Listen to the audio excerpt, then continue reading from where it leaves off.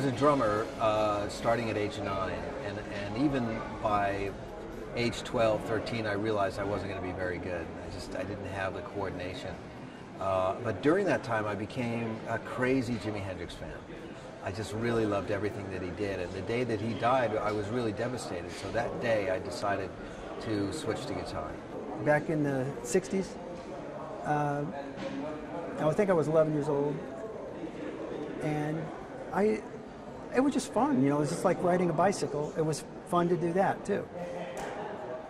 And we had a little band, and we did songs, and I played a little bit late.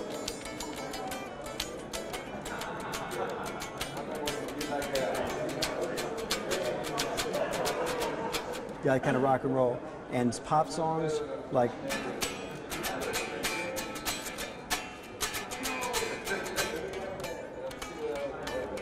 simple riffs, and it was not too serious till I became a teenager. A friend of mine had a guitar, and he wasn't playing it. It was just on his wall in his bedroom, and I would go over his house just so I could see his guitar, you know. And then I one day asked him, I said, why do you have this guitar and you're not playing it? And he said, oh, I don't want it, I'll sell it to you for $5. And I couldn't believe it. It came to bed with me every night for as long as I owned it. I took it when I ate, I took it to the bathroom. It was just with me all the time because it was just so beautiful. I never wanted it to be not in my sight. I decided that I wanted to play the guitar before I got that guitar. It was in my house. I was listening to a lot of different. My parents were listening to different kinds of music, like West Side Story and all this show music. So I was really interested in that. But then my sister brought home Led Zeppelin too, and that was it. When I heard that, I said I really want to play, but I didn't have the courage to play. But then a friend of mine, right down the street, two doors away, he could actually play and I was like, oh my God, you can play. You could actually play Aqualung, you must be the best guitar player in the whole town. And he said, well, if you think I'm good, you should see my teacher, Joe Satriani. You could spend your life with the guitar and you will never master it. I don't mean... you always find some things that you can't do. It's a great way of expression for somebody like me, especially traveling internationally.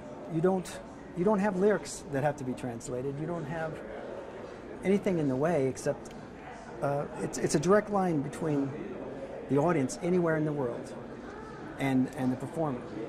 So it's wonderful. I'm still trying to play. It's a hard instrument.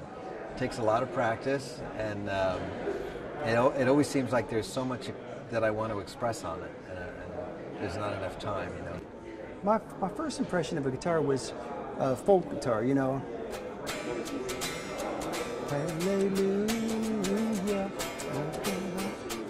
And that was the first music I ever heard on guitar. If I had a hammer. Everybody played guitar like that. And then later on, Elvis Presley was singing and dancing with the guitar. And then the Beatles had the electric guitar. Chuck Berry had the electric guitar. That made it, for me as a kid, more exciting, more interesting. If you have to use one word to say what means a guitar, what would be this word? Salvation. Why? Yeah, because I think if I hadn't found the guitar, then I would have been struggling with other instruments, and all this music would have been stuck inside of me. So the guitar saved me. It allowed me to express myself and communicate to the world. Exceptional. Why? Well, the guitar, obviously, you have to find what it is that is exciting to you. And for me, the guitar has always been very exciting. Ever since I was a young boy, one of the first memories I have of becoming aware was when I saw a guitar for the first time. And I could remember the time, the place, everything. I was probably kindergarten, so maybe 5 years old.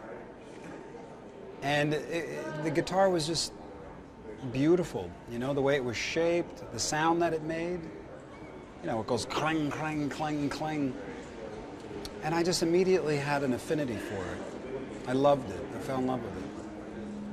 And it's exceptional because it's an infinite tool of expression.